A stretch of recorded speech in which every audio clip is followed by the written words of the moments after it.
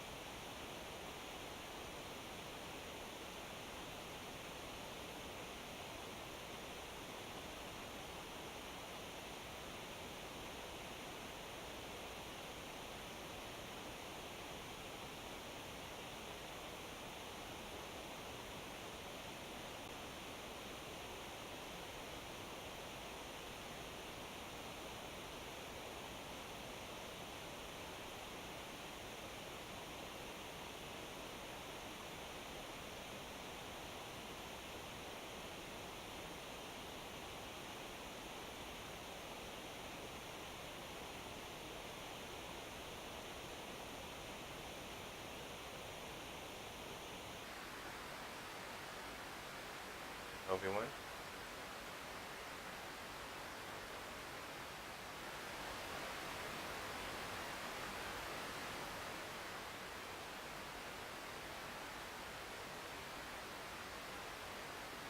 You hear us? Can you hear me, Rico?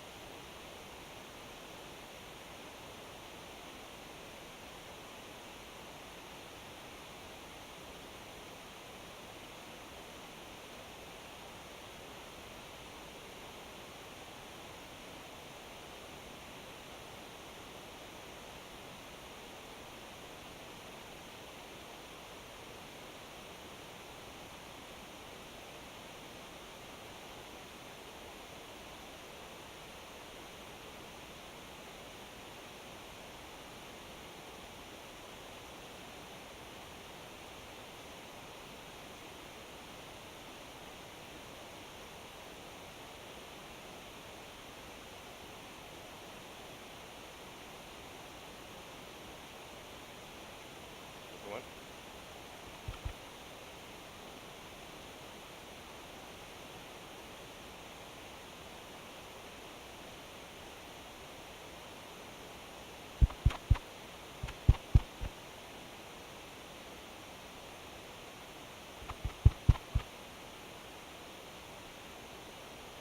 Oh,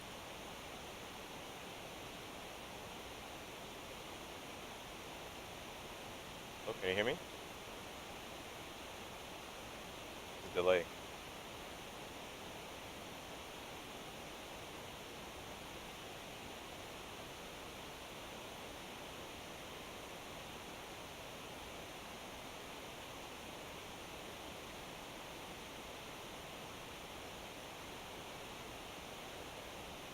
Yeah, I was there last time. I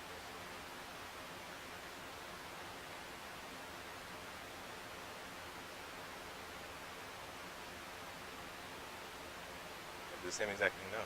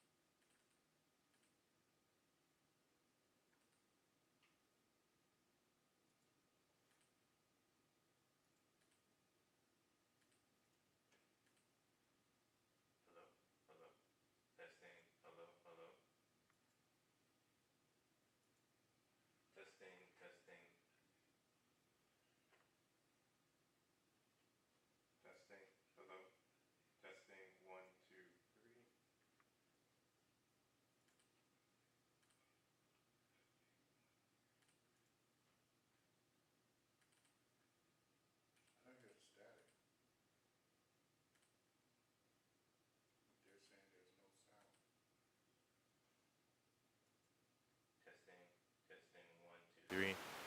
Testing, testing, 1, 2, 3.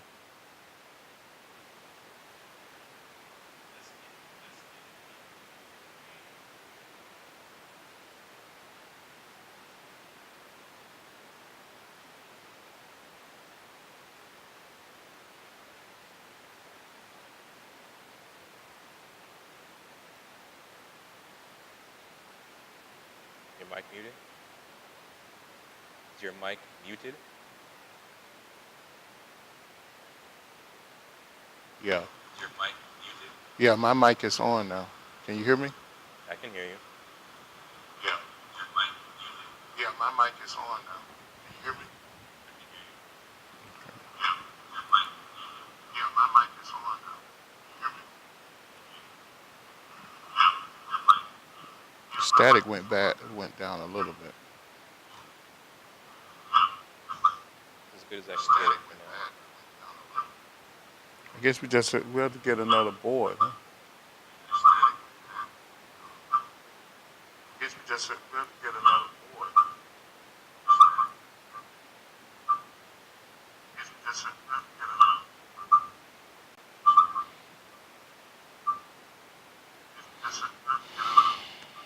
It's a lot of feedback. You can mute your computer. Yeah, I'm going to now. That's better? That's better.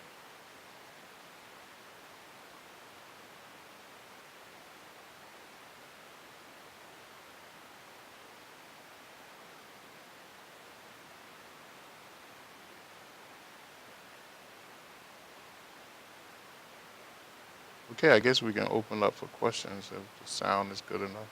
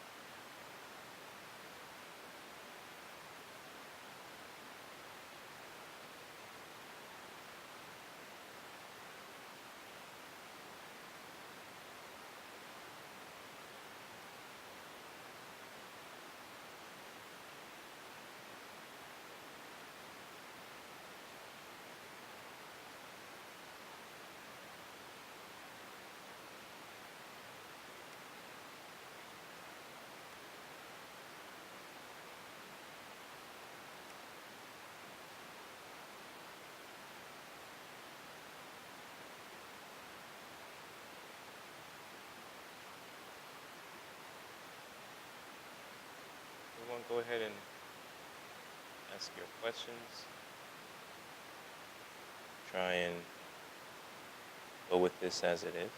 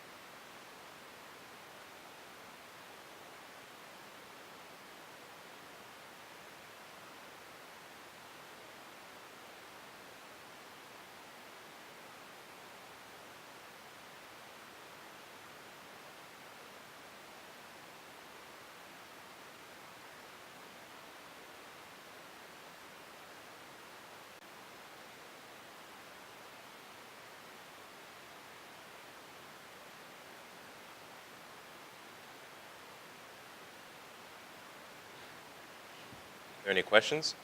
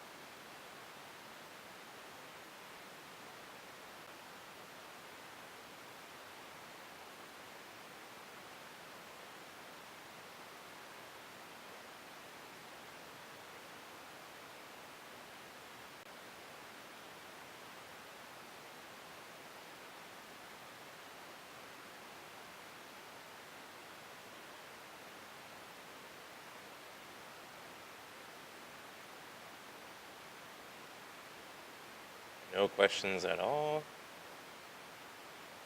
Oh, there's a bit of a delay.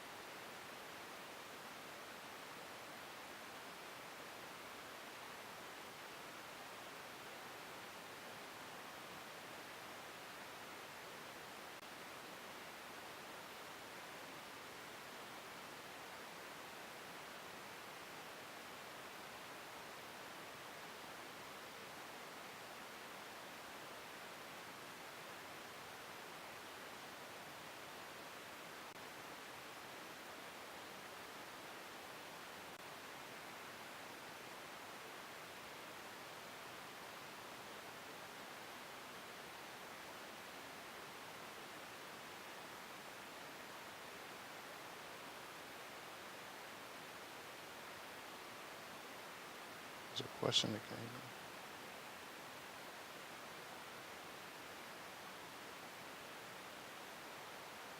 Um, Felicia, what is your question?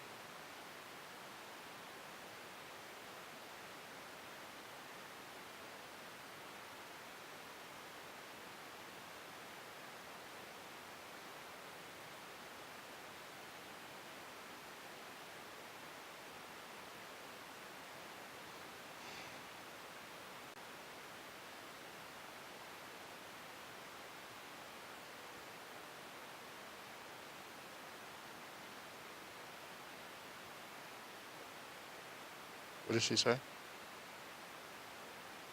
The question, what is the meaning of sudden arising of Kundalini energy?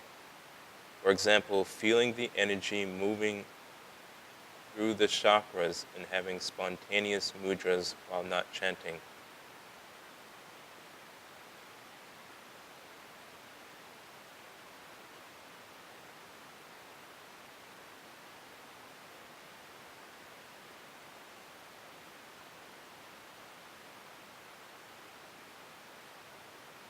When you can, when you uh, when you have psychic vision, Kundalini rises.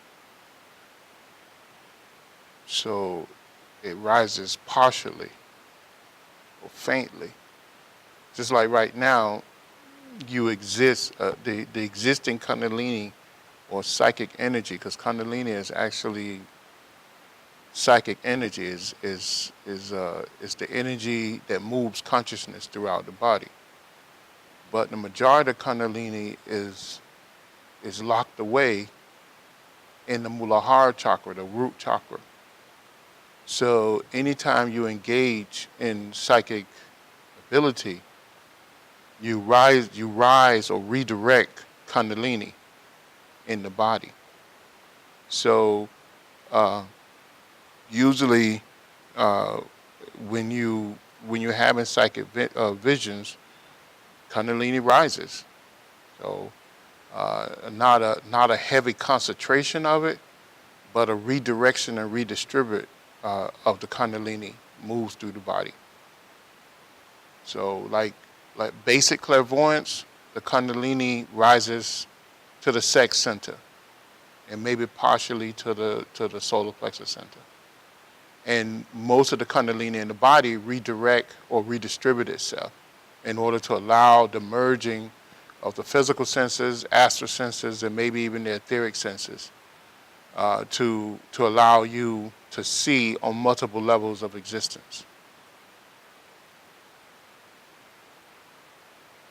So in your visions, or sometimes you are made to sit a certain way, uh, make certain mudras, because mudras is using head, arms, legs, feet, and hands. It's just not the hands. I know one psychic. In order for him to see psychically, in most cases, he had to sit down and hold his spine erect. And then he said he had a sick feeling in the stomach, and then his visions will come. So that's a mudra. So a lot of people have this. They just not aware that it's happening. The fact that you are aware, that's good. That means that you're paying attention to what's happening with your body.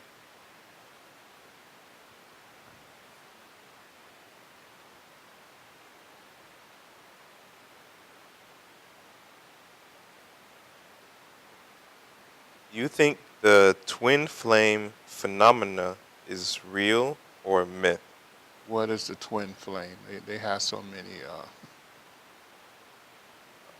new stuff. What is the twin flame? Does she Felicia, mean the twin soul? Felicia, can you explain what you mean by twin flame? You mean like soulmates or something else?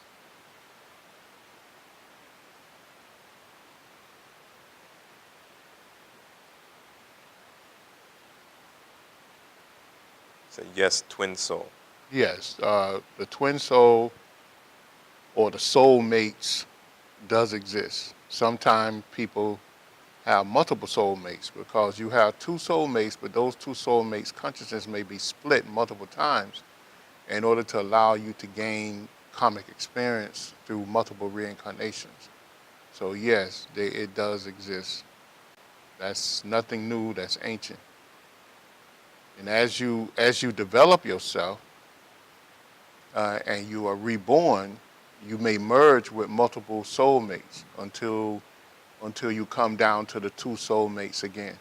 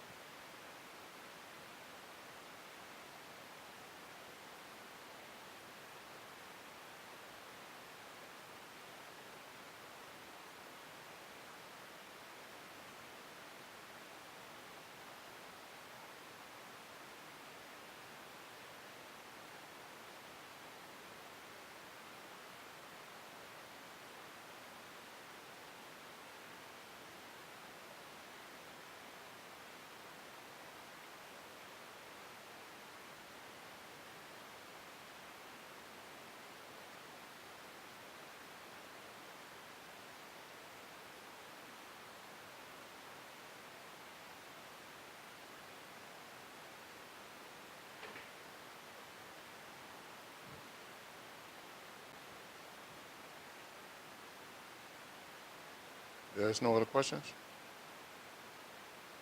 Yeah.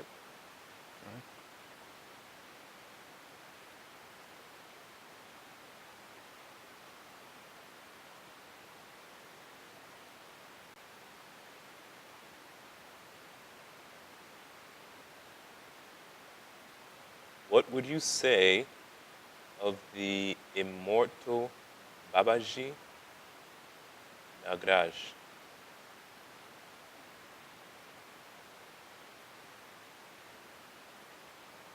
What do you mean by that? Does he exist? Are you referring to the Lord Babaji?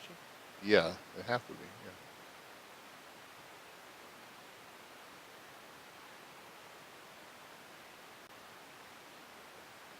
Yeah. Are you, Boney? Are you asking what are his general thoughts about him, or what are your? I guess what are your feelings about him, the Lord Babaji? The Lord Babaji exists. The Lord Babaji is a great cosmic being. In fact, he's like the Lord of the earth, in a sense, because of his presence, we are allowed to take our time, in a sense, in reaching our goal. Because this this civilization have built up a lot of negative karma,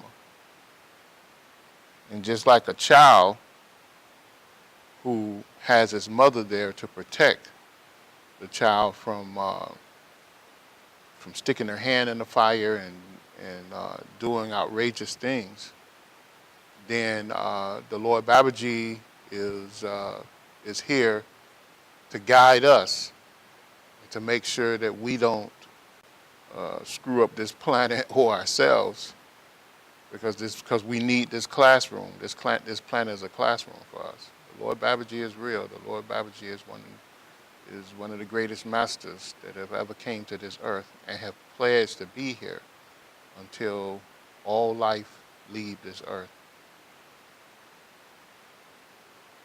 Lord Babaji have been here for over 3,000 million years. Yeah, 3,000 million years.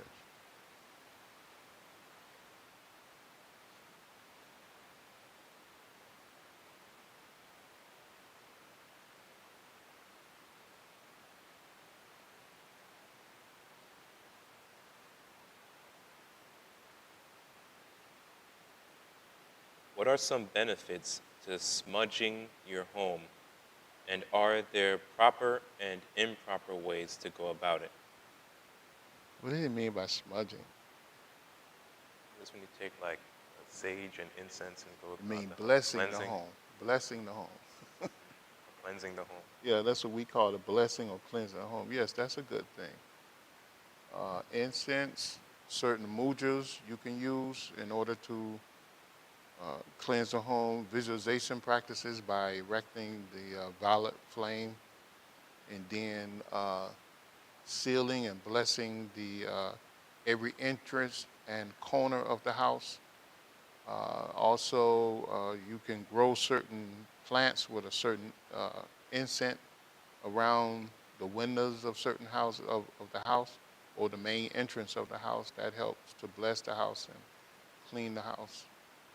There's many ways of blessing the house and cleansing the house of any type of negative thought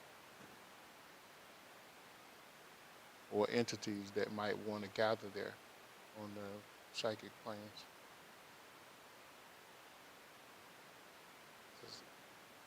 Are there proper and improper ways to do it? Yeah, I mean, that's a whole class, maybe separate classes. Yeah, there's proper and improper ways. Um, I don't know. I don't know. You know, I just told you a lot of proper ways to do it. uh, the improper ways to do it is using spells to trap or to hurt someone if they come across you. So, but if you just put a natural barrier up and then let karma take care of that person, then that's. But if you cast some type of barrier or so-called spell or whatever, so that if they cross a certain boundary, something bad immediately happens to them, then that's wrong. If that's your intent, but if it's just your intent to keep them away, that's good. That's a general way of telling you without going into specific details. Okay.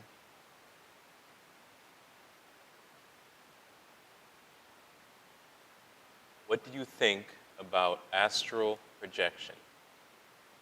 Astral projection is one of the stages we have to go through in developing ourselves psychically. Uh, there's many stages of astral projection. So you have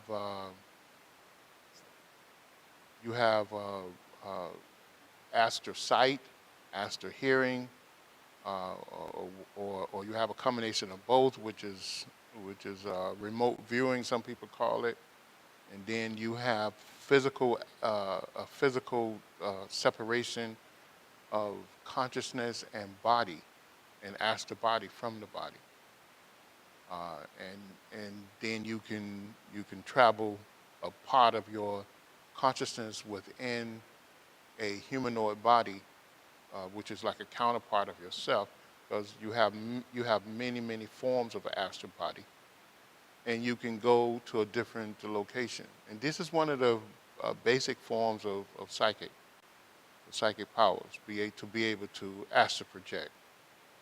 And now the greater you have, the greater control you have over your emotions, the more you can manipulate that astral body or your astral senses. So astral projection is real. So it's real, and you can use it on many different levels. And once you're able to operate your consciousness on the heart chakra, then you begin to use your etheric body to project instead of the astral body, which gives you tremendous power and control over the psychic or mental realms and astral realms.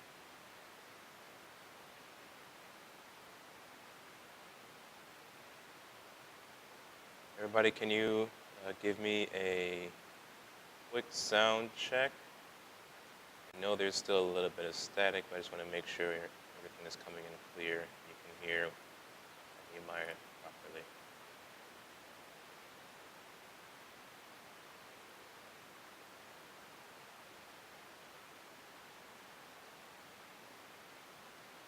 Question.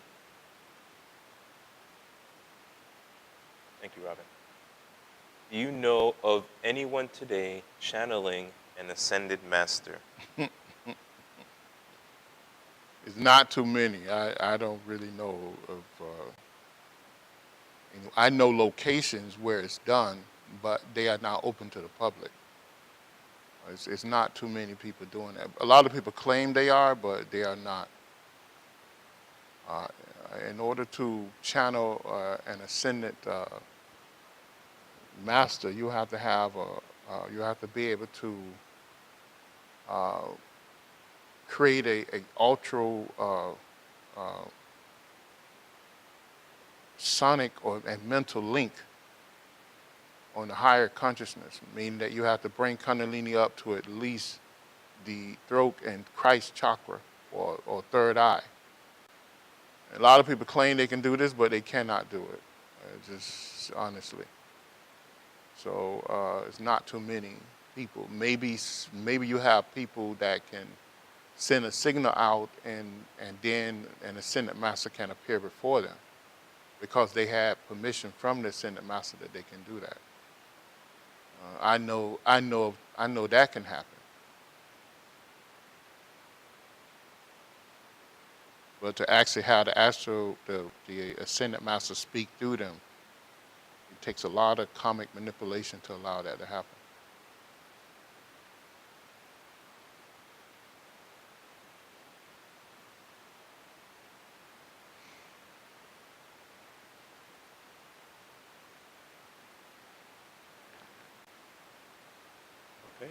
Thank you, everyone, for the sound check. Let's see.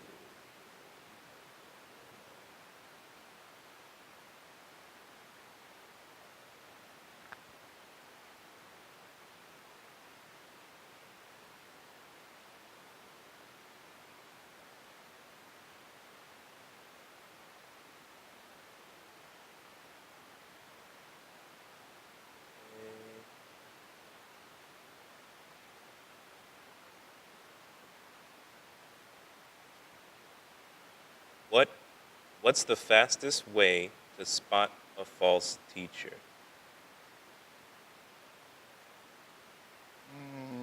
I mean, that's just through discrimination. If someone go against the ancient teachings without great clarifications, then I think you can notice them. You have to discriminate because most teachings will not go against the ancient teachings that's been laid out. They will expound upon it or give greater clarity to it.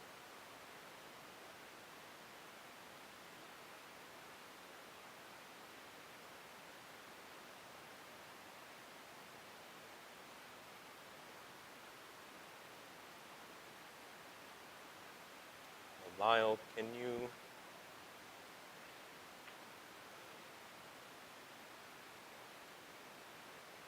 explain your question a little bit? The one about imagining Lord Babaji sitting in full lotus. Each one of your, are you referring to your chakras or something else?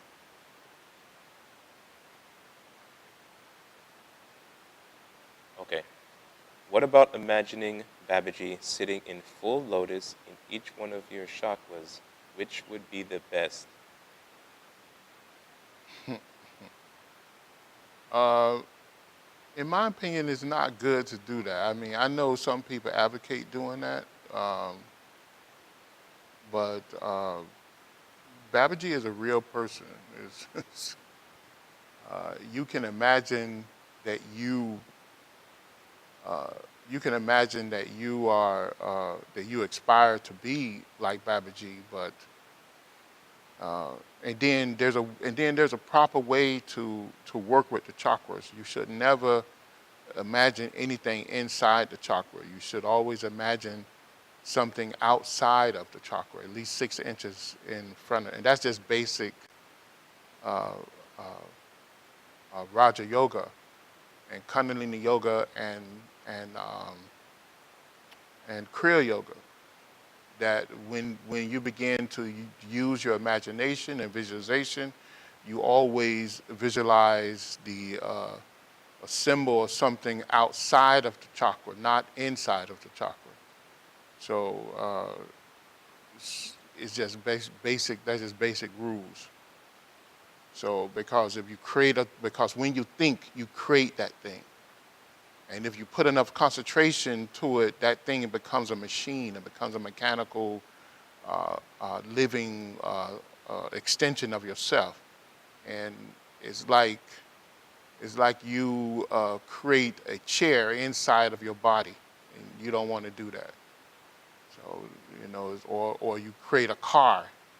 You design a car inside of your body, and then it takes a life of its own and start ripping up your insides. So you don't do that. It's just common sense. You just don't do it.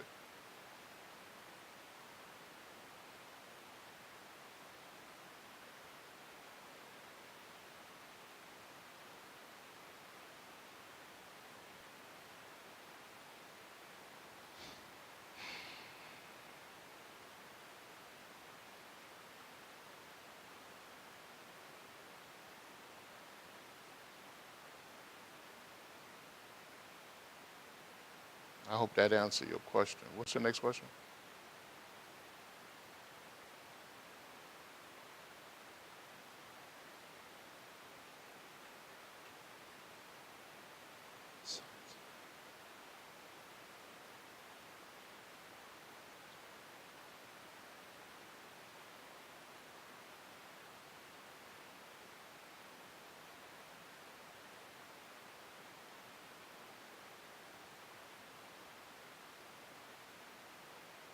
Yes, I think this is a follow-up to the Lord Babaji question. Mm-hmm. It says, or my insides are already ripped up. What if my spine's already cracked in half and I was in a wheelchair and that was the only way to get me out to be able to move my feet? Would you still think that that was a bad idea? Yeah, that's just physics. So it's just physics. I mean, it's just physics. Certain things don't belong in certain places. You know, if we had water and we put water in below 32 degrees Fahrenheit, what happens to the water? Freeze. It freezes. It's just these, you know, what I'm telling you is basic physics. Okay, don't think that the astral world, the chakras, and all these things work outside of physics. It it works along with the laws of God, the laws of karma. Physics is the laws of God, the laws of karma. So these are these are physical laws. It's as simple as that. This is your imagination works on a law. In fact, your imagination is a creative force. When you imagine something, that thing is created. Now, what sustains the imagination is your ability to visualize. In visualization, what does it do? It powers the imagination. It sends energy to the imagination, and it gives it life force. It's just like the thing that you imagine. It stays in existence based on the energy that you can feed it. Okay, your levels of concentration and contemplation allows that thing to have so many cycles of so many life cycles in in this mental or psychic world that you created this thing, or even the physical world that you created it. So it's just like a engineer who goes and say, okay, I'm going to develop a machinery. That machinery has a cycle. It has a life cycle. Now, based on the materials that engineer use, would determine, and the amount of energy that it can give it, it would determine how long that particular thing exists. It's the same thing with your imagination. So it's just, remember, everything is based on the laws of karma. Physics, although scientists will tell you that it's not, physics and science is based on the laws of karma. That's how it works.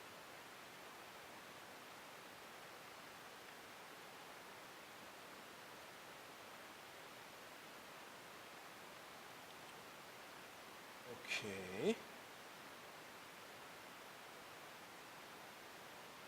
Ramacharaka talks about astral shells being discarded as we die. Does this make sense?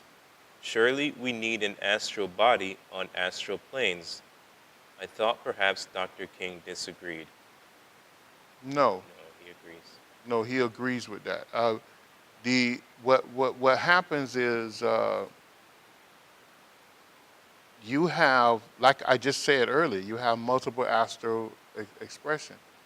What moves on when you leave this earth, when you leave this physical plane, you move on in the auric body. Astral body is not the auric body. The auric body is the body of the soul. Okay, the auric body is that body that lives for eons and eons and eons and eons. In fact, the physical body, the astral body, the etheric body, the mental body, all these bodies live within the auric body. All the prana bodies live within the auric body. The auric body gives all those things life. It's just like the ascended master. What happens to what makes the ascended master different from us? The ascended master absorbs the aura and reconfigure the matter into a risen ascended body. So now the ascended master work from the auric body. It doesn't work from the physical body or the astral body or the etheric body. It uses its auric body, its principal body, its soul body, in order to bring life. So if you look at an avatar ascended master, they appear to have no aura. And why? It's because they are using the full power of their auric body in order to exist, on any plane of existence. So that ascended master can vibrate that ascended body from one plane to the next, without having to project and move back and forth and all of that. So this is just like the moon that give us tremendous energy, whether you realize it or not. The moon creates the mental world. The moon appears not to have or aura or atmosphere, the way this earth have layers and layers of atmosphere. So what does that tell us about the moon? That tells us that the moon is a very advanced being. So it's a great Mahadeva, because it has no atmosphere. It has no aura that we can see, but the aura is there.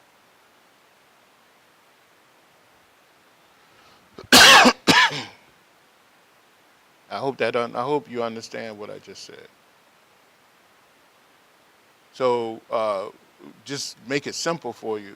The astral body is thrown off. The astral body that you use for this particular plane of existence. Same way you discard the physical body. Later on, you discard the astral body, and the astral body deteriorates or transform, and then you move on. You vibrate to the perspective level that you need to vibrate on, and then you go through your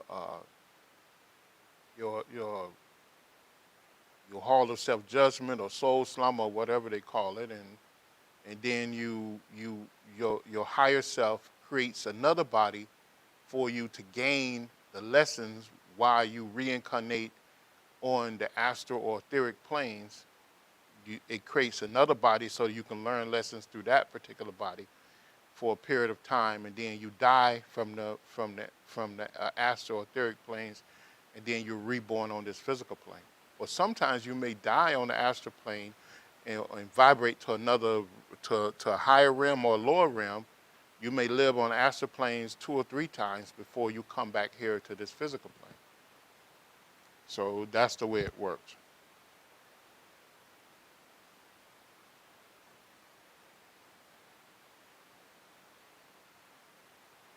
Any other questions?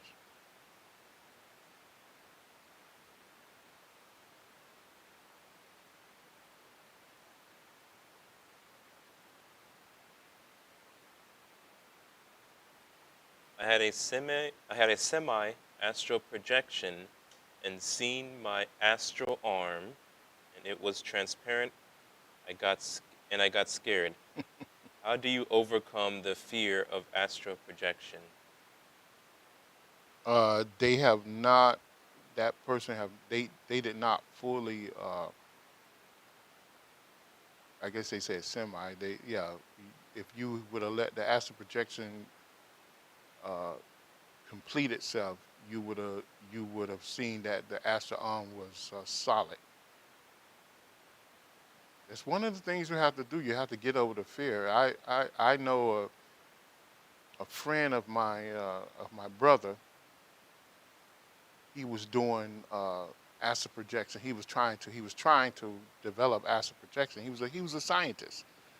He was very scientific, but he believed that he had a semi belief in astral projection. So he practiced, and he had a great level of concentration. and he would practice this astral projection over and over and over until he was able to separate his consciousness from the body, his astral consciousness from the body. And every time he did it, he would be stuck in his bedroom because he was under the impression that he couldn't walk through the physical door that kept him in the room. So every time he went up to that door, he couldn't, his astral body couldn't pass through it, although he was not on that plane of existence. He was not on the physical plane of existence. And until he changed that belief in his mind, he will always stop himself from moving through that door. In fact, he had to, which is dangerous, he had to leave the door open while he was in the astral projected state in order to move outside of the door. And then if he wanted to go outside, he had to leave the front door open in order to, or the back door in order to move outside, which he had to get over the fear.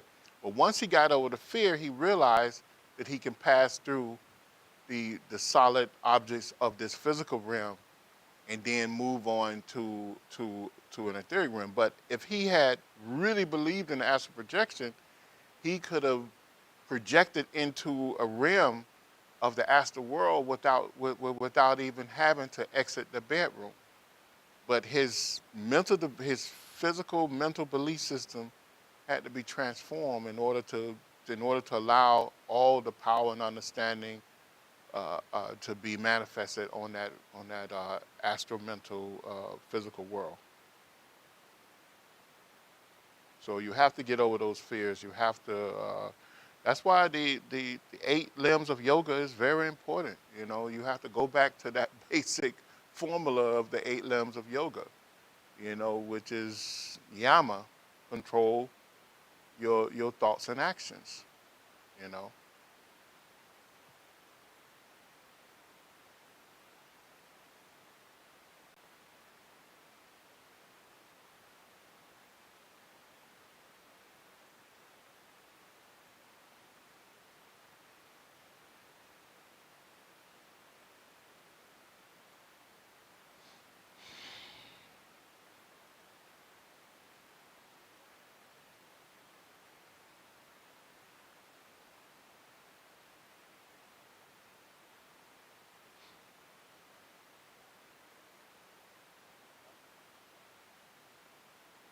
What about when Buddha was on his deathbed?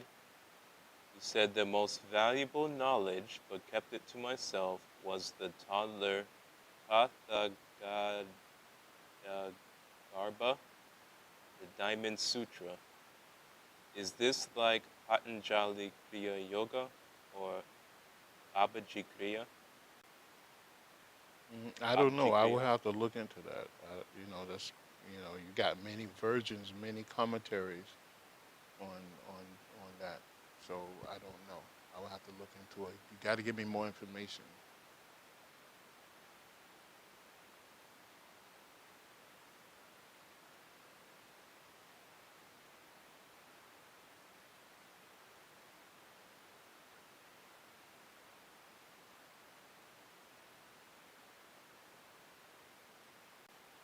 How can I use the moon energy and the moon cycle to help quickly manifest dreams into reality? But there's a practices, but there are visualization practices that you can do that. Um, if you write me and tell me your intent, I give you the practice.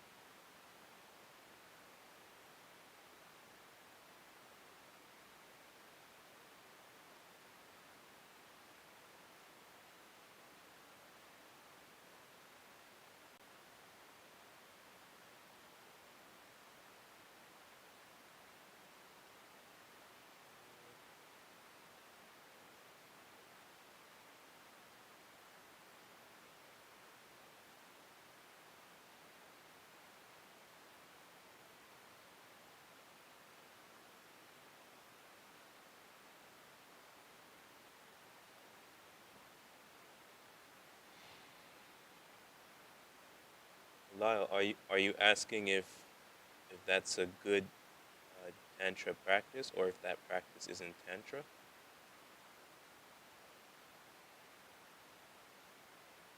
says in tantra, imagining something or someone meditating in full lotus in your chakras.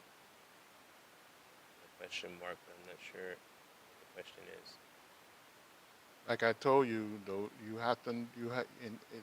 with most of that stuff, you need a teacher.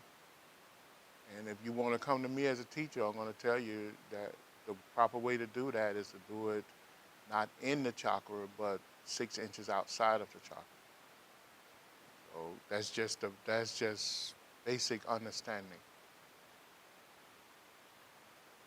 If you don't understand that, you don't believe in imagination and visualization. Because every thought that every thought you put energy behind, you created something.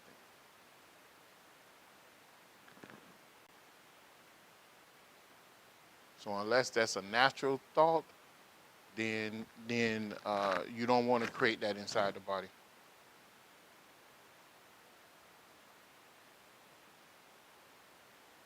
That's basic. That's basic magic. And I think I gave you the logic behind it. So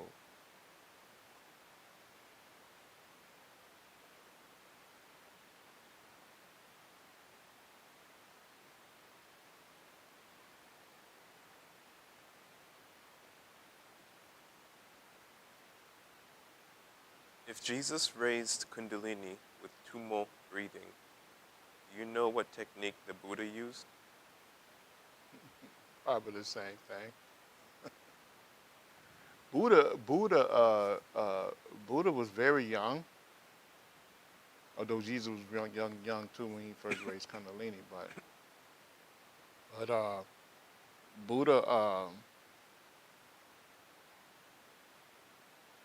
Buddha devoted his whole life to to raising Kundalini, which he throwed everything to it.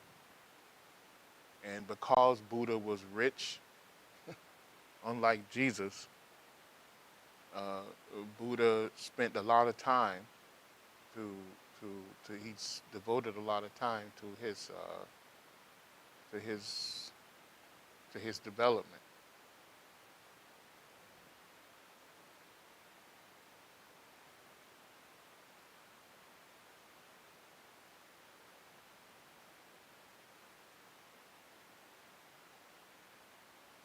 Would you say that angels are devas, one and the same?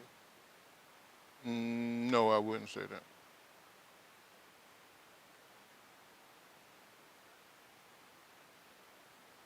Divas live on a on a vibratory state of existence.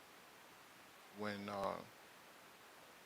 when an angel can be someone who died and went to the astral etheric realms and devoted themselves to a particular mission, and uh, and now they carrying out certain missions the same way a doctor, fireman, police officer, nurse, surgeon, or whoever would do here on the physical plane. So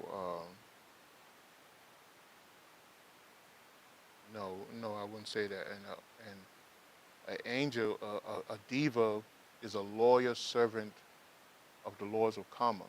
They work strictly within the laws of karma in order to make sure that all laws are are adhered to, which gives them access to tremendous energy and power. And they take an oath never to misuse that power. So it's not like an angel. An angel and a diva is totally two different things.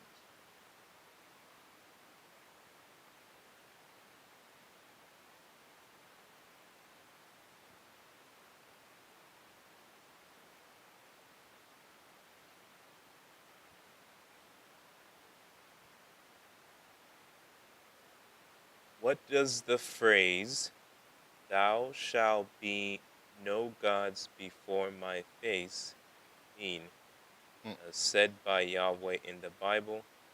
Is this a contradiction to truth, or does it mean something else? What is it again? Thou shalt be no gods before my face.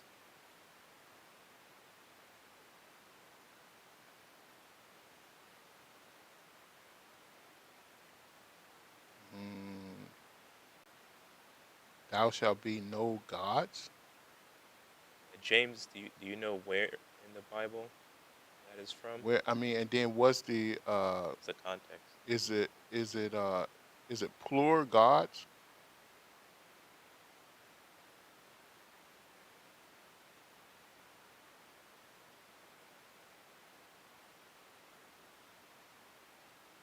Most of that stuff is taken out of context. I mean, this you have to realize that. So,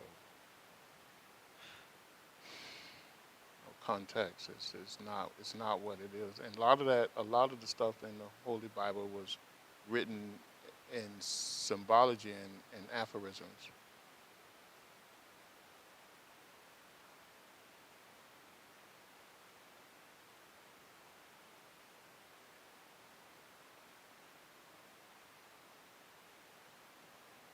Is physical flying possible with the physical body? Yeah, it is possible, and you could do it in multiple ways. You can elevate the body in multiple ways. So it is possible.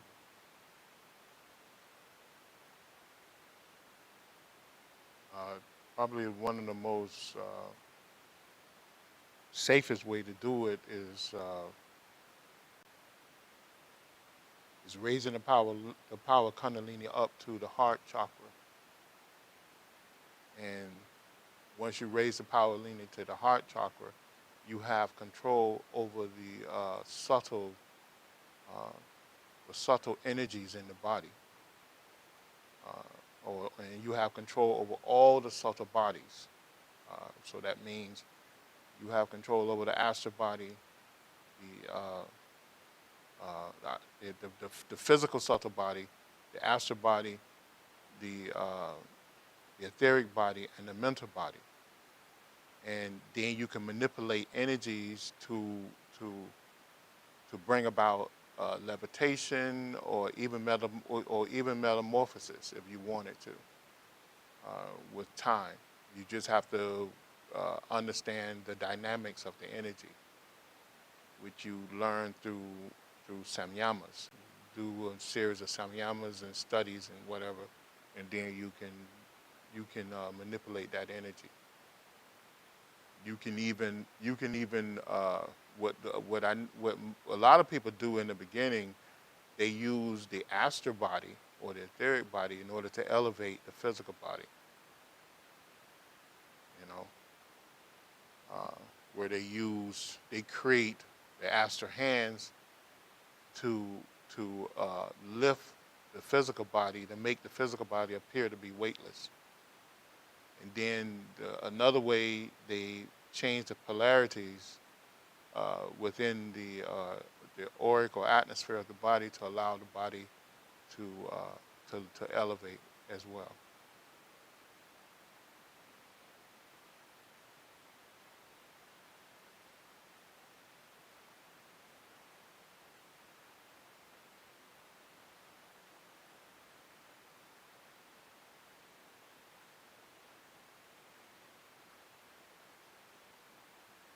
I aspire to inspire others to follow the path of righteousness through music.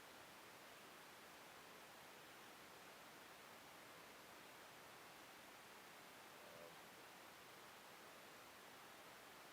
are you asking how can you do that, or are you just stating that?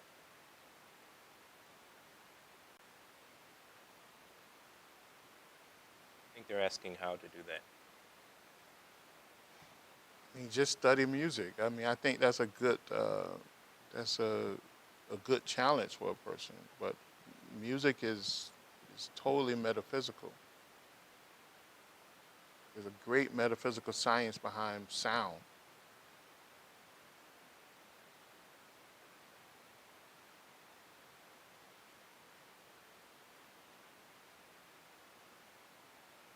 think most people are sound deaf today, though.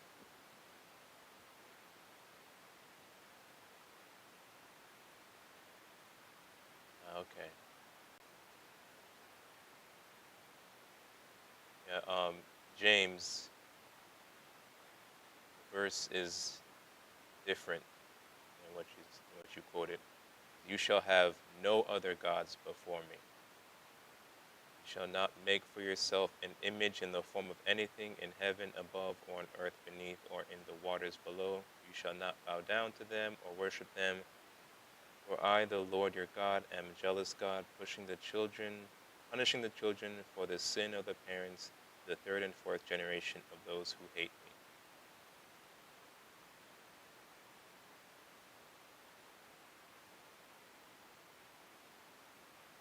They're asking, what does that verse mean?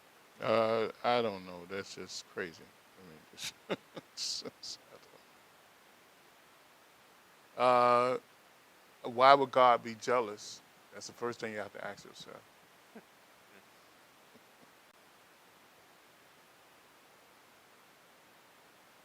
Unless jealous took on a different meaning back then than what it does now, but there's no reason for God to be jealous. If God is all and all is God, God have no reason to be jealous. God's going to be jealous of himself? Doesn't make sense. Unless there's multiple gods, and we believe that there is only one God. And if there is any other God, those gods are under the one God, which in that same Bible they tell us that ye are gods. And I think in Romans somewhere it say that, either in Roman Corinthians it say that ye are gods, which the spirit of us is a divine spark of God, but we are not the absolute, and God is the absolute. So it doesn't make sense for the absolute to be jealous of anything, because God is. So that really doesn't make sense.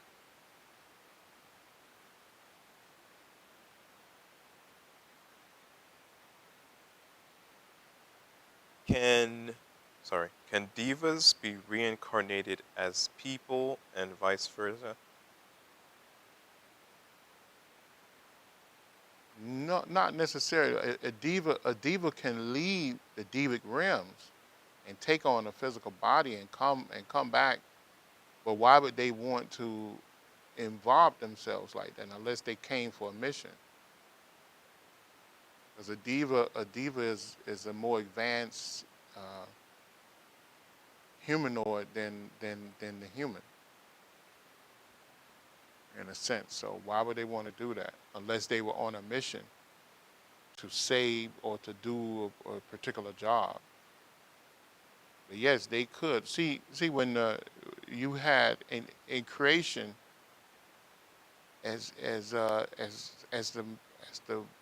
millions or trillions of life forms or divine sparks of God uh, began to involve itself according to the will of God in order to bring about this thing we call manifestation. Uh, you you had you had these life screens make choices. Some made choices to involve themselves into the lowest common denominator of which is animal and human, and then some made a choice to follow the will of God and involve themselves to the level where they can be of the greatest use. And some became laws of creation. Some became galaxies. Some became uh, planets. Some became suns, and then some became divas. As simple as that. And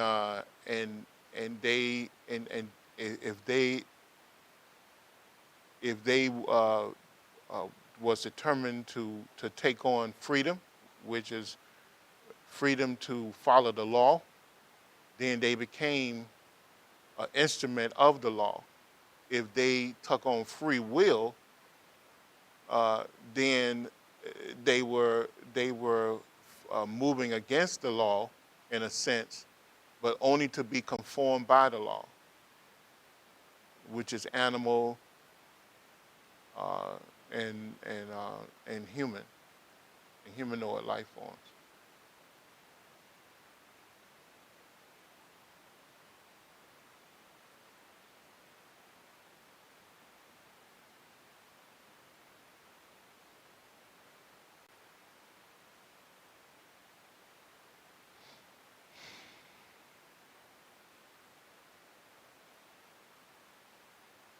In visualizing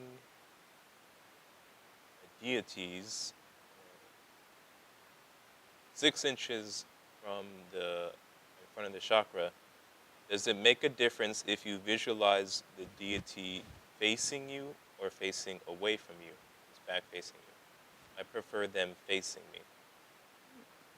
Yeah, if I did that, I would imagine them facing me, not away from me.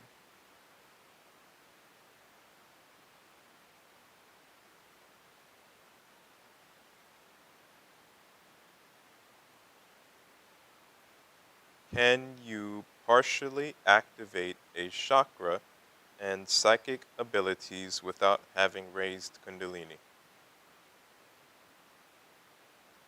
Um, that's a partial raise of Kundalini. So, no.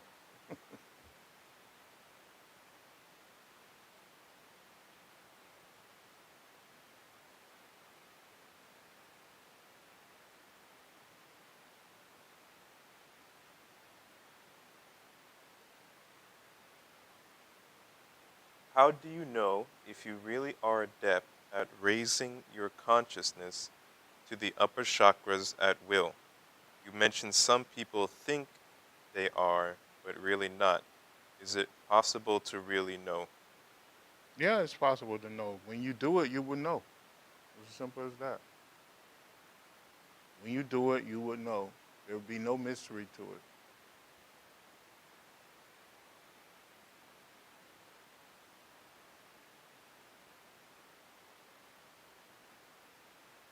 There'll be no mystery. You will feel the energy.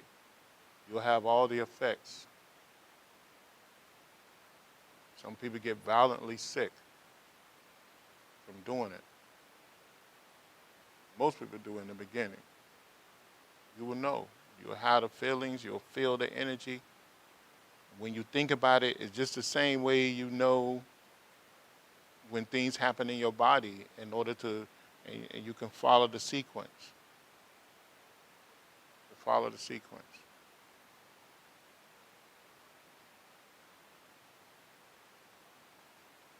Even when you have a spontaneous rise, you know because you know what activated. You know the sequence, what happened when the spontaneous rise happened.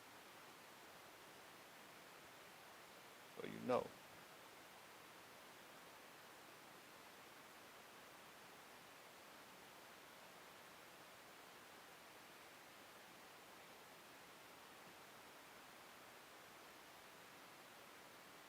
If heaven is the celestial stars and earth is in the celestial stars, does that mean we're in heaven right now on earth in the celestial stars? That's I don't know. I mean, that's just semantics.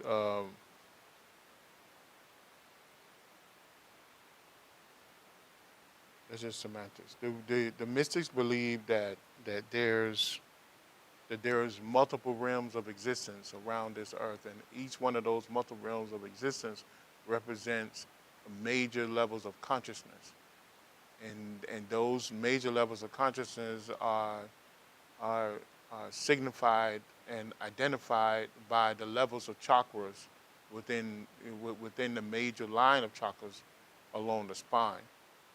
Uh, the the rims below the base of the spine is considered the lower astral rims and also considered the lower hells. The the chakras, the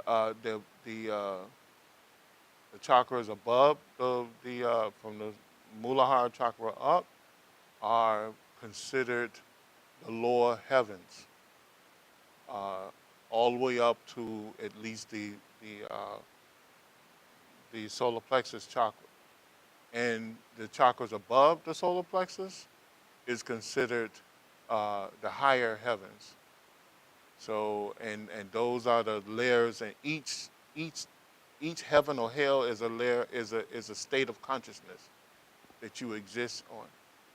So so this, that's the way we see it. You know. Now anything above the crown chakra, the Christ and the crown chakra, we look at that as the highest realms for this earth, and those realms are avatar realms, and those realms are the realms of the cosmic masters. Anything above that is the realms of the cosmic masters, and and a whole nother paradigm or set of dimensions exists above those, something that we can't even begin to think about on those avatar realms. So,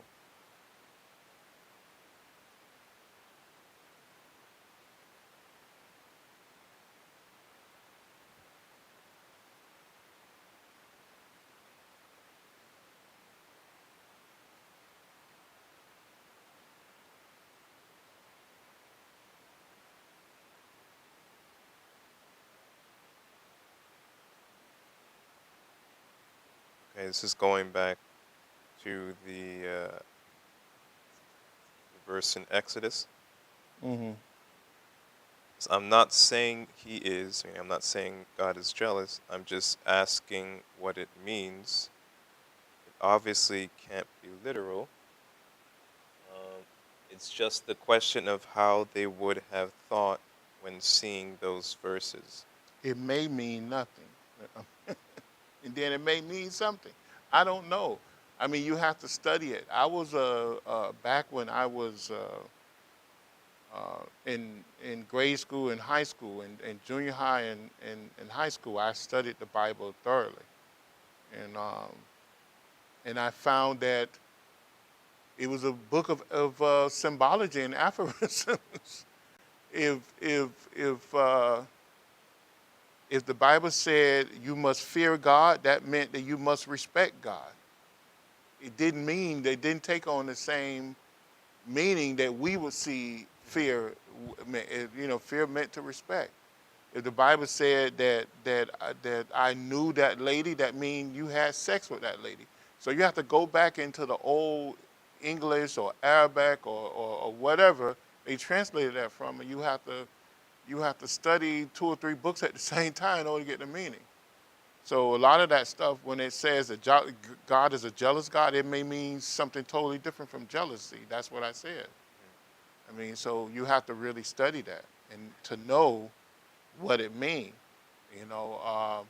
And then you have to think too that when King James, if you're studying from the King James version, when King James ordered the Holy Scriptures to be condensed down into 66 chapters of a book, he didn't tell 47 religious scholars to go write that.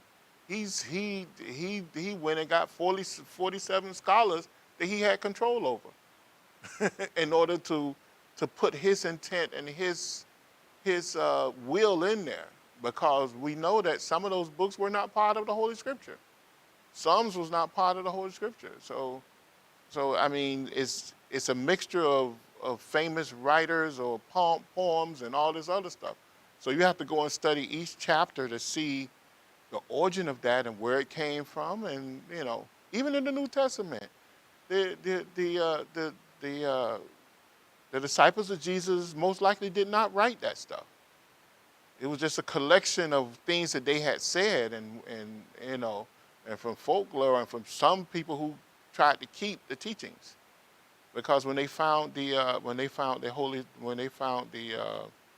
the Dead Sea Scrolls, it contradicted a lot of stuff that they said when they Hmm. Hmm. found the book of Thomas, the book of all those different disciples that was written thousands of years ago. They found them. It contradicted the New Testament. So even if you go to the Vatican, you might see that they may have a lot of scriptures in there from thousand years that contradict the Old Testament too. So you don't know. You have to do a thorough study. That's what I'm saying.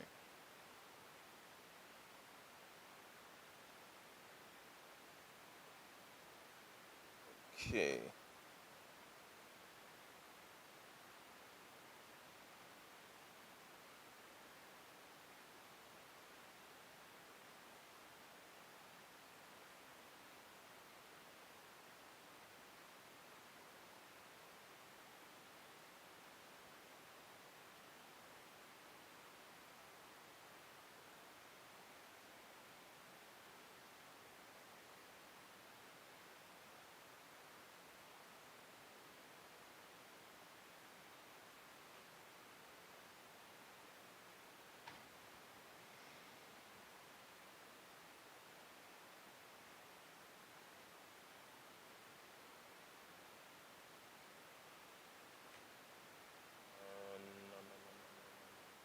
What are some of the benefits of candlelight or mirror meditation slash gazing?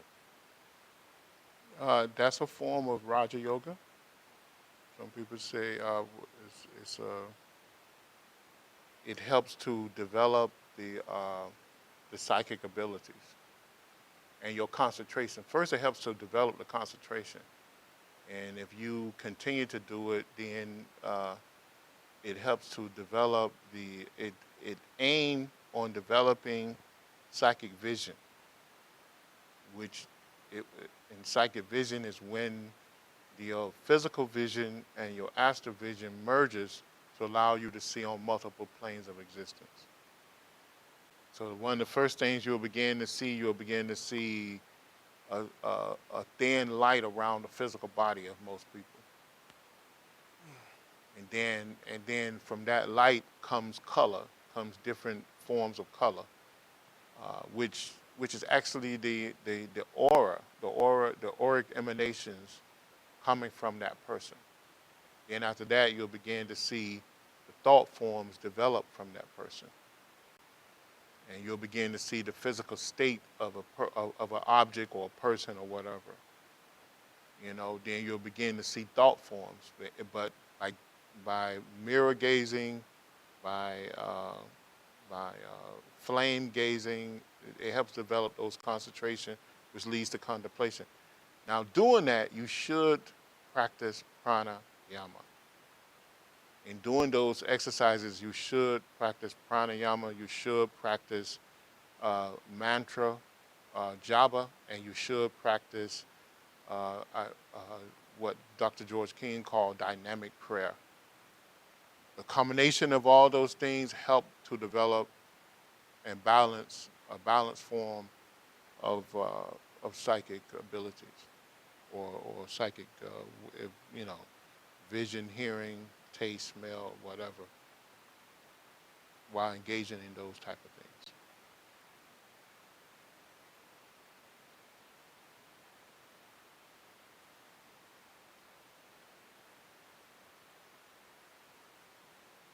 Okay, this is going back to the moon energy question. Hmm. It says, the question was, how can I use the moon energy to help manifest my dream of changing the lives of the masses through music?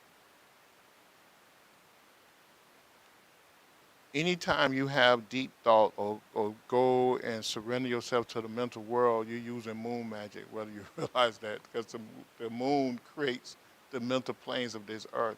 It helps create and sustain the mental planes of this earth. So any level of concentration on that, it can do that. So um, you can direct moon energy to help enhance that ability.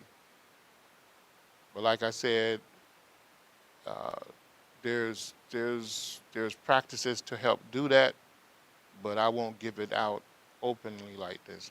If you write me, I may tell you.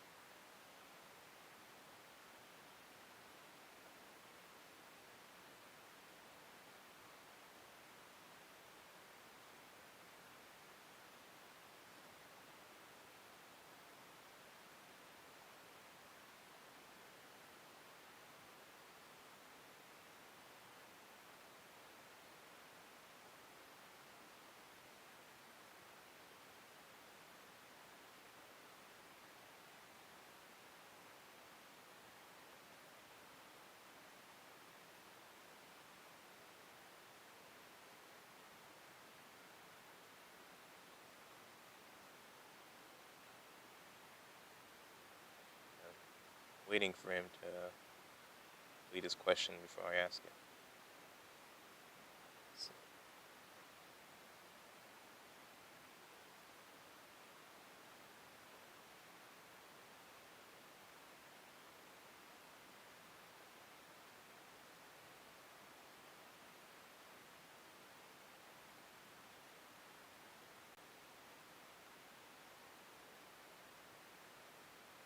okay. You think you think do you think you generate the cities faster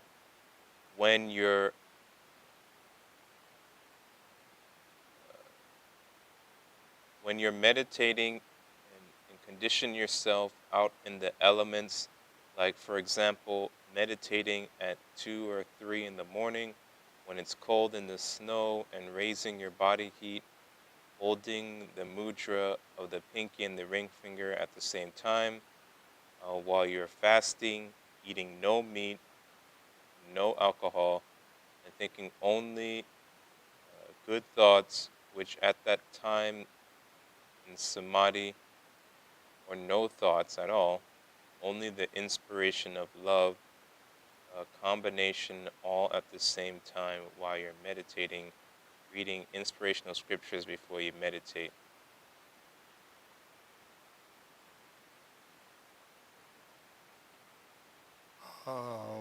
They asking, Is do if you need that's to a do all of those things? if that's a faster way of generating the cities? I mean, what you just described is creating a tantra. Okay, so when you have to understand yoga, and yoga means making union with God. And the reason why tantras have tremendous results is because a tantra takes all the major yogas and loom them together in order to force a resort. Okay, so that's what, like if we look at the yogas, first you have Nana yoga, then you have Kama yoga, then you have Bhatha yoga, then you have Hatha yoga, then you have Raja yoga, then you have pranayama, and you have mantra, and you have mudra, and then you have kriya, and then you have uh, uh, you have tantra. Now, what does tantra do? Tantra takes all those other yogas and turn them into a ritual, into a practice. That's what kriya and tantra does. And then you throw all of that at waking up the power of kundalini. and that's how you have resorts.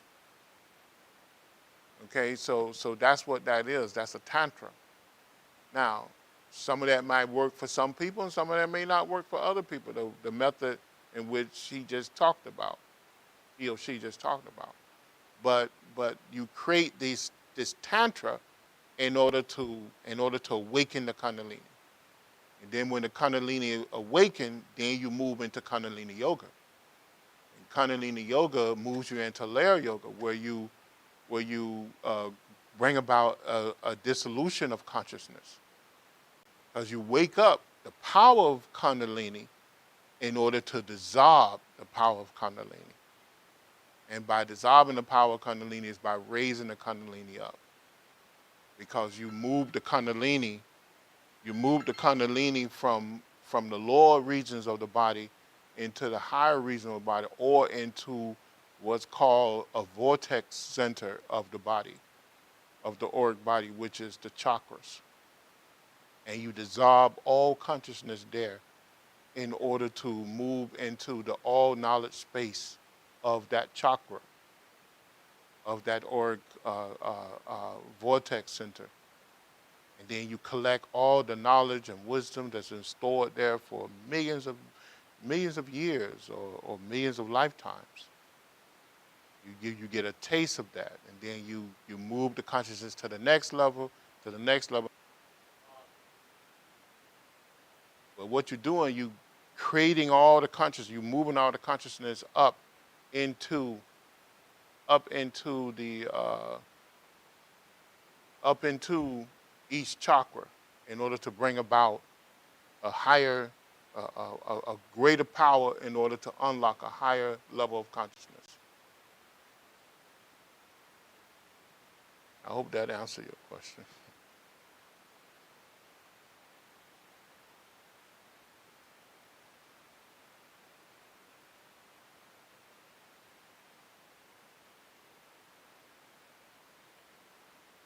How do I sign up for your classes, and how much do they cost?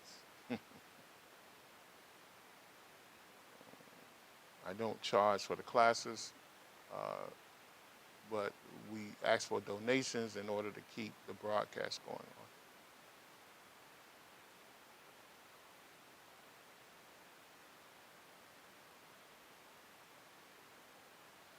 What strategy can you share on how to break addiction to alcohol?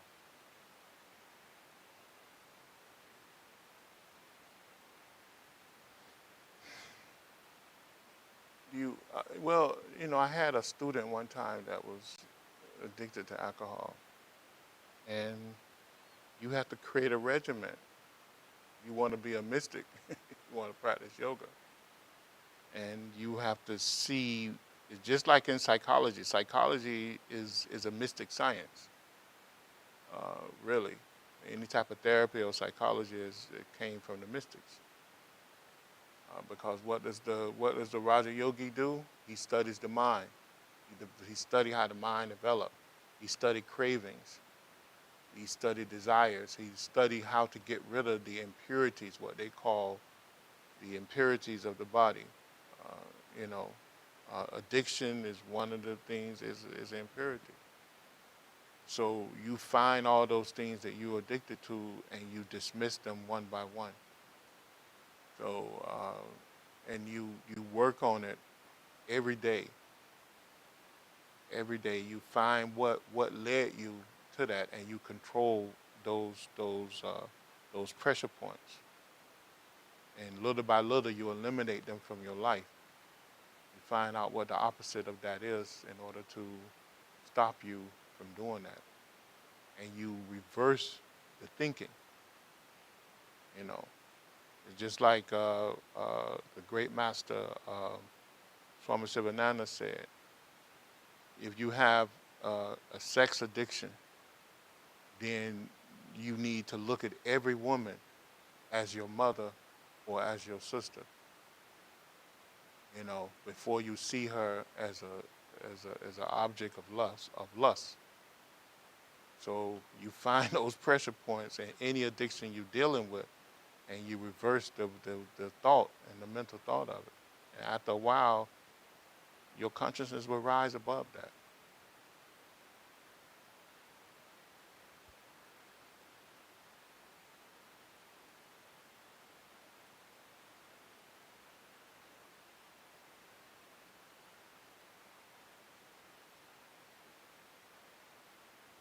Um,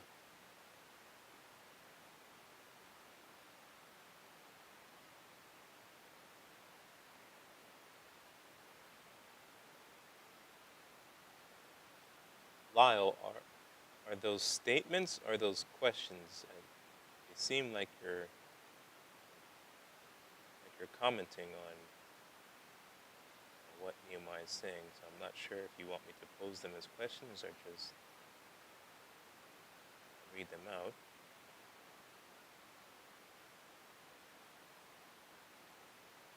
How do you ask permission from a mountain diva before climbing a mountain? Mm, mm.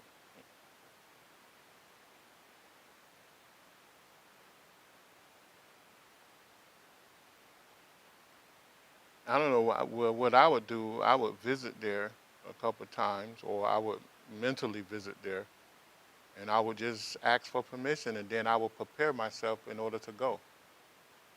There's no use of asking for permission when you're not prepared to go.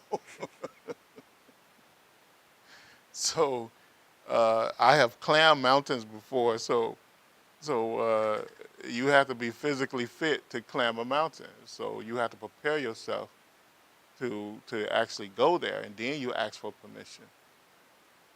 So it's not like you just go there and start going up there, because even if you take a lift up onto, if they have a lift, a mechanical lift to get you there, Hmm. the air is thin, you know. So the same way you will prepare yourself to have a nice car, a nice colored TV, a nice house, you prepare yourself to go on a mountaintop of a great being or diva that keep that mountaintop in existence in order to serve the world, in order to help reflect uh, uh, millions of units of energy from this earth that can actually eliminate us from being here on this earth. So, this is a great being, a great diva. So, in order to be in the presence of a great person, you prepare yourself for that.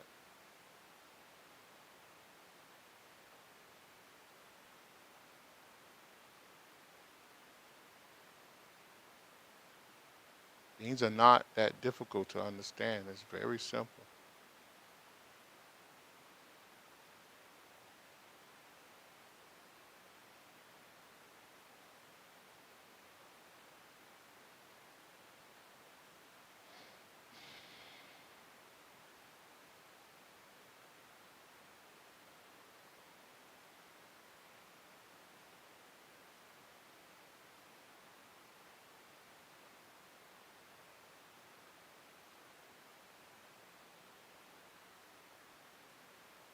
Okay. I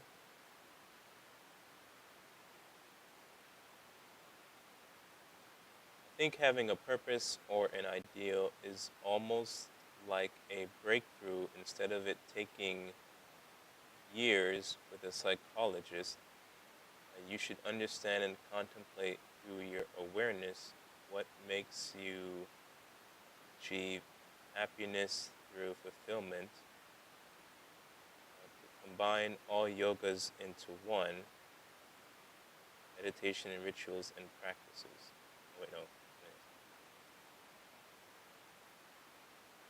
Like I said, study Tantra Yoga. That's what Tantra Yoga does. Tantra Yoga looms the yogas together in order to bring about a quick resort.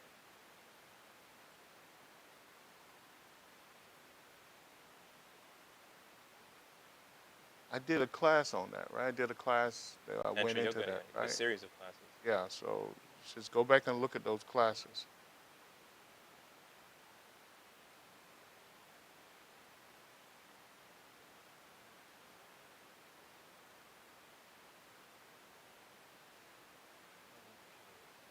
Mount Meru is the mountain that I want to ask if I'm allowed to climb from the Mahavatar Babaji.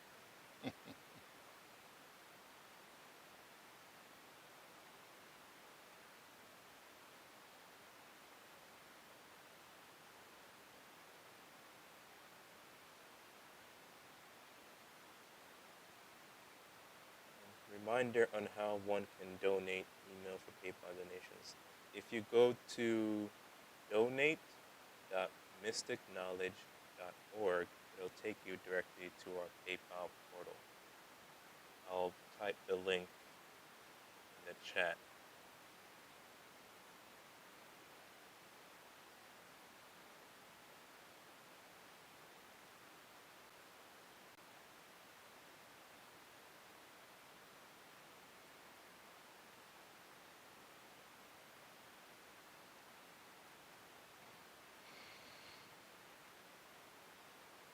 So if you go to that address, it'll take you directly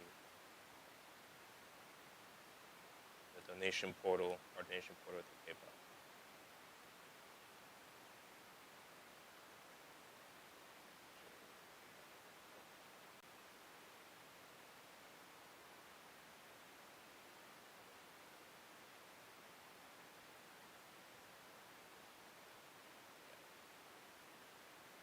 Yeah, that link's worked, so it should take you there. What is one of the greatest superpower abilities, I think they mean cities, to learn while here on Earth? Service.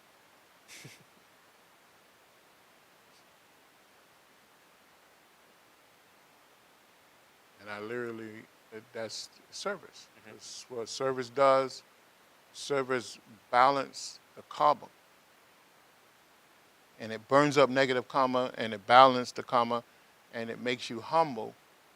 And any psychic or city, psychic power or city that you develop, you would know the law of karma will ring through your auric body to allow you to use that properly. Instead of uh, instead of going through uh, years and years of domino effect because you used it wrong when you first got it. So is because service, by doing the service, the law of karma is revealed to you. So intent is the main thing about powers, about cities. If you study any real yoga class that you know that have you to develop these cities, it it teaches you to kill out the impurities of the body and the mind, and kill out desire, kill out fear, kill out. It tells you all these things to destroy in Raja Yoga. And why does it tell you that? Because these are the things that will trip you up uh, with your cities or psychic powers. But if you learn to destroy these things, and one of the best ways to destroy these things is by service, is becoming a servant and becoming humble. And then you have no desires and fears and that these things create. Then you can see exactly how to use the powers that's given to you.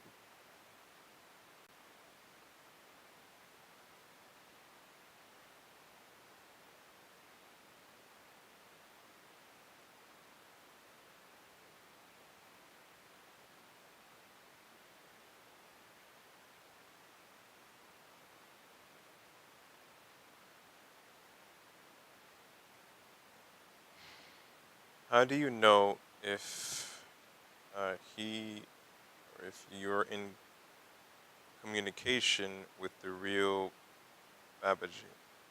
Mm.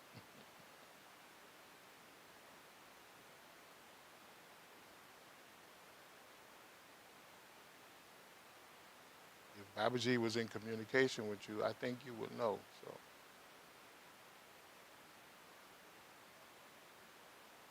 It's a kind of a mute question, I hate to say.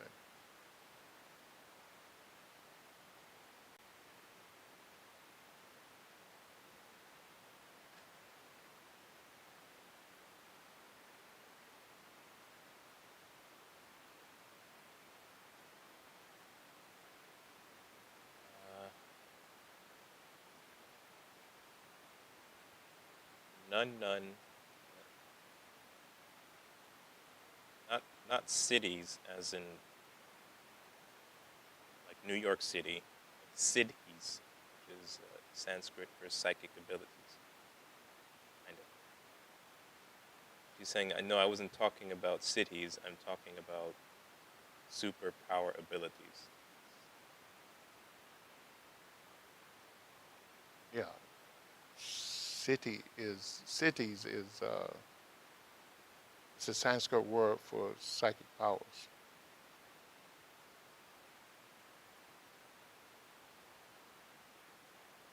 Which in the West we call superpower, like flight, super strength, changing your size, things like that. But the point I'm trying to make to you is that, and practicing Raja Yoga, tantras, and all that, it'll bring the cities to you, but it may set you back lifetimes too if you don't humble yourself, you don't control your emotions, if you don't bring all these basic levels of consciousness under control. It can also send you crazy. You may end up in a crazy house. I mean, or you may alienate all your friends from you. So, or even your family. So, in order to do that, study the ancient teachings, study the 8 limbs of yoga, and it will teach you how to bring those things under control. And the main thing it'll teach you is to be of service to humanity.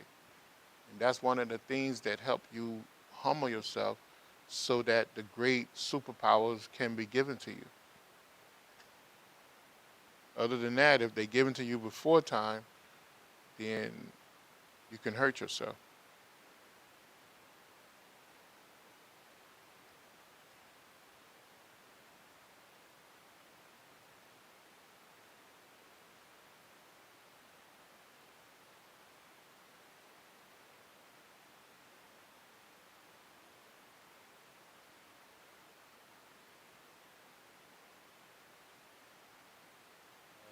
Practicing Raja Yoga while working through the psychological challenges of addictions, would that be beneficial? It can if you do it properly, and But I think before you get into the deeper parts of Raja Yoga, because Raja Yoga teaches you to take control of your mental body, which is killing out addictions. So you can't even graduate to the advanced practices until you kill out those addictions, because those addictions will drive you away from those things.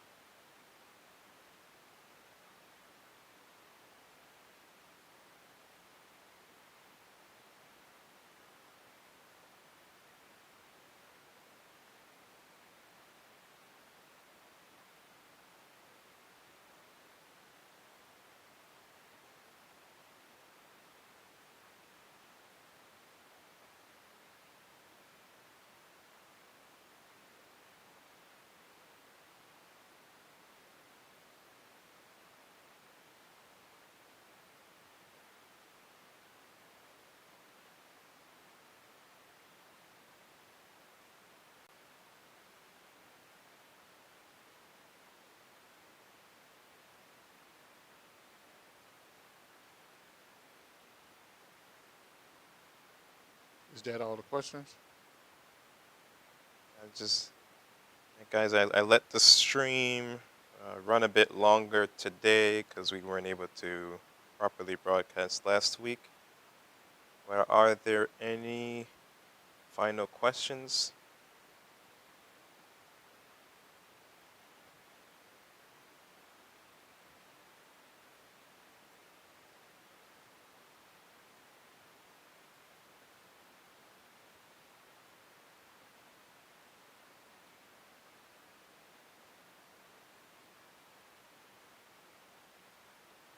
What what type of yoga practice should one work with while addressing addictive behaviors, or shouldn't no yoga practice at all during this basis? No, you practice yoga, practice karma yoga, practice bhatha yoga, uh, and and then if it's some type of drug addiction, practice hatha yoga. Those three forms of yoga will prepare you for all the other yogas, because all of us have addictive patterns within us. We may not recognize it, but karma yoga teaches you the yoga of action, how to govern all your actions, you know, uh, and that's, govern your thoughts, govern your movements, your whereabouts, your location. That's what karma yoga does. It has you to conform yourself to the law of God. Bhatha yoga have you to devote yourself to God. And you can devote yourself to God by becoming a nurse, by becoming a police officer, by becoming a teacher, by becoming someone that your family can just look up to. Because why? Because you do the right things, you say the right things, you act the right way. So is Bhatha yoga is devoting yourself to the laws of God, and to a moral way of life. Is, Bhatha yoga. They said that Bhatha yoga is nayama, which is observing God in everything, in everybody. You know,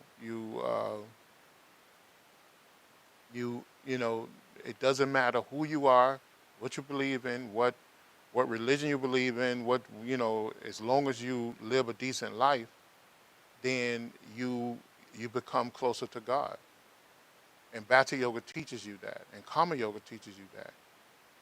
Hatha yoga prepare yourself for all the other yogas, physically and mentally. So yes, those are the three yogas that you should practice when dealing with addiction. It will help you with your addictions. But you have to really get into it and study the yogas.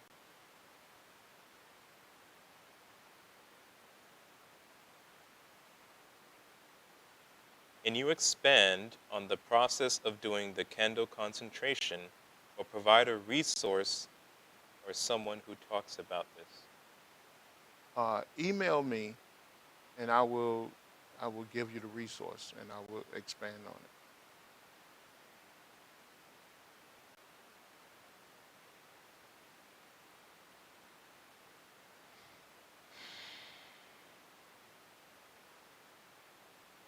Our email address is Mystic Knowledge Center, all one word, .com. We also have one called Mystic Lessons at gmail.com too.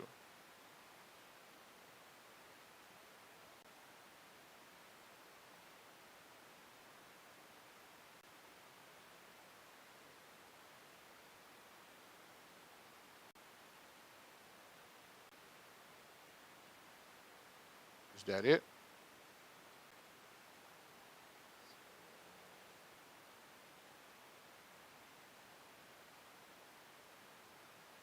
I think so. I don't have the prayer we use to close at the end of the class on this computer. I will transfer it this week. I don't have it up yet. It's on my other computer. Is it? New Isn't it? Lord's Prayer that I had turned It's in into the a slide. meetup. Isn't it in the meetup? think the one in Meetup is with the. It's in the No, files of Meetup, or are those files gone? I don't know if they're still there. The one I think the one on Meetup has the mantra. It's all right. It doesn't matter.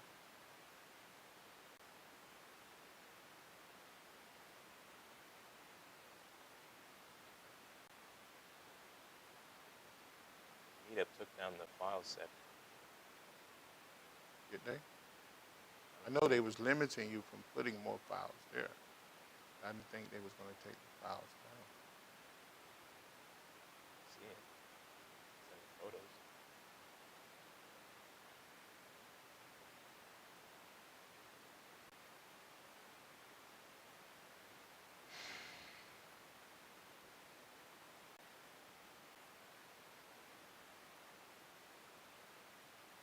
You see the file? Is it under more? It's under the old version of the site. It's kind of hard to access.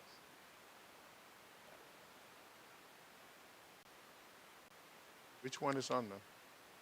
Photos? You have to go to photos, which will take you to the old version of the site, and then you can click on files.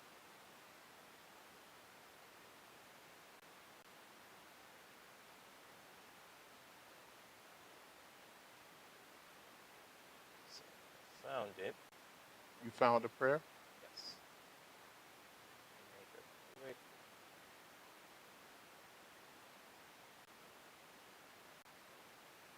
Oh, this is the one with. This is the correct one. Is that it? Yes. All right. Give me a second, everyone. Let me get this up. Guess we can take one or two more questions while I do this.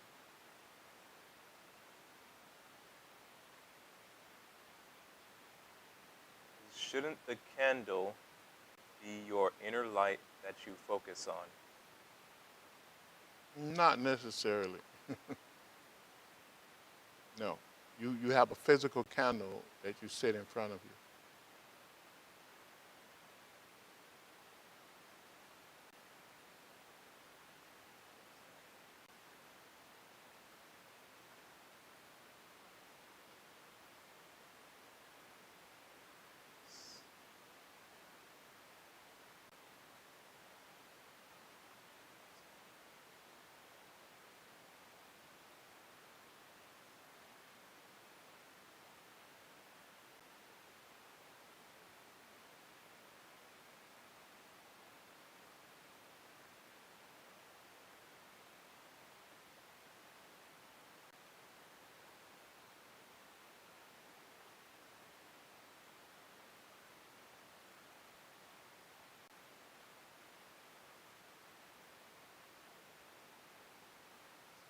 So,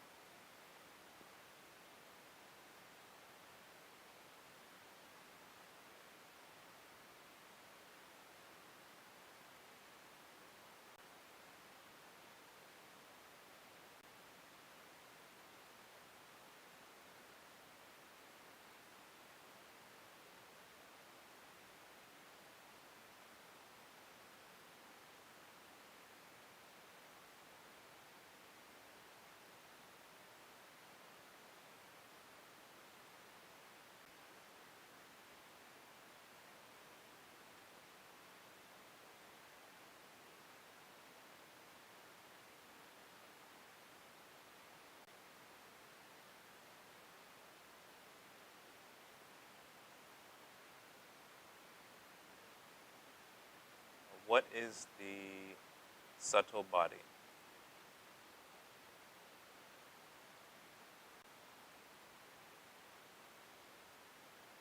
There's subtle bodies. The astral body, the etheric body, the mental bodies. All of those are subtle bodies.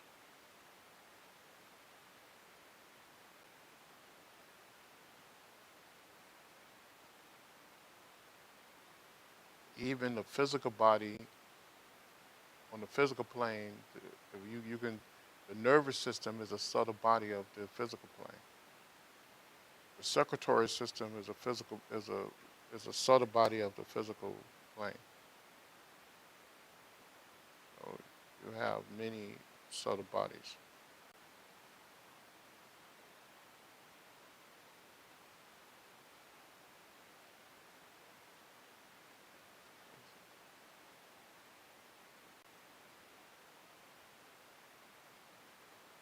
Okay.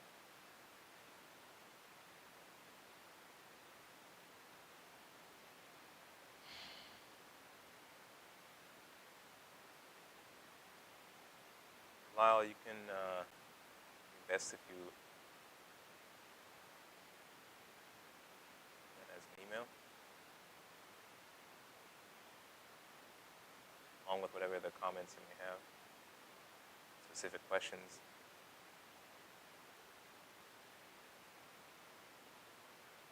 So a human being has more than one body? That's the question. Yes, I have a on the 200, it was 200, is it 200 some videos or 400 some videos online? I have a series called The Mystic Constitution of Man, or the 21 Lessons, and in there I describe uh, all the aspects of a person according to the mystic knowledge. So you can go there and look that up.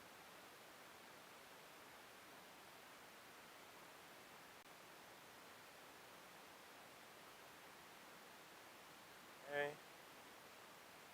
Go ahead and close out now. Short prayer.